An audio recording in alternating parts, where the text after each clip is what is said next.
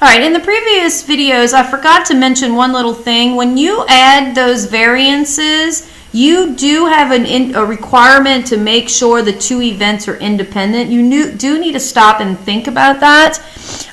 Here we were just doing two different couples dining separately. These are definitely independent events because the discounts were awarded through the pick of cards, which are independent. In other words, if one couple got $10, does that change the likelihood of the next couple getting $10? No, because it's from the pick of the cards. And here it was the same thing. The second restaurant, you just picked from the bowl. What one couple got at one restaurant didn't have any effect on the other. So we were allowed to add those standard deviations. That's not always the case. Just make sure you think about whether they can or cannot be added together. You should probably state before doing this, you know, B and D are independent. Something to just kind of emphasize that you've checked that before you add those those variances together. All right, next example.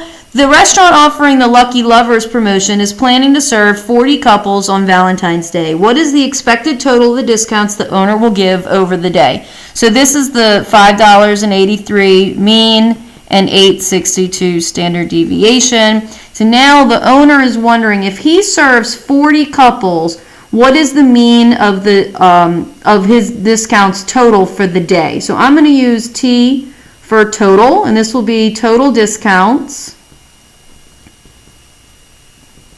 for 40 people. Well, actually, I'm probably not going to use a T. Let me use, I'm not going to do that. Well, I can do that. That's fine. What I need you to realize is what T actually represents. It does not represent 40D. Okay, and that's what we were talking about a minute ago with those variables. Okay, it would only be 40D if everyone got the same discount. It really represents D1 plus D2 plus D3 ... D40. Okay, now you don't necessarily need to write all of this out. Okay, it's just you kind of do for the standard deviation a little bit, but you just need to be aware that it's not the same thing as multiplying by a constant. Although for the mean, you do get the same answer because we're going to do 5.83 plus 5.83 plus 5.83 all the way out 40 times. Algebraically, because these are all the same, we are really just adding together 5.83 40 times, and in that context, I can just do 40 times 5.83.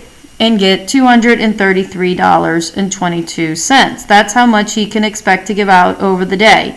Remember, that's an average. He might be more, he might be less, which is why that average has a standard deviation.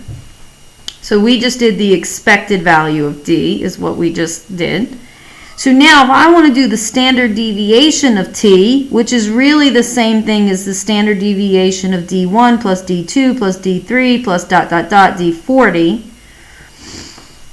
it's not just 40 times the standard deviation for this concept that T is not just 40D. It's actually adding discounts together. And how do we find the standard deviation? We add discounts together. We add the variances and we take the square root. So I'm going to do the square root of 8.62 squared plus 8.62 squared plus, remember, we can't combine STDs, we combine variances 40 times. Now, I could sit there in my calculator and type in square root of 8.62 squared and keep typing it, 8.62 squared plus 8.62 squared plus, but I have to keep track of how many times I've added these. We can algebraically do 40 times, but it's what you do 40 times of, and it's 40 times the square root of it's 8.62 squared times 40, because that's what's being added together 40 times, then square root.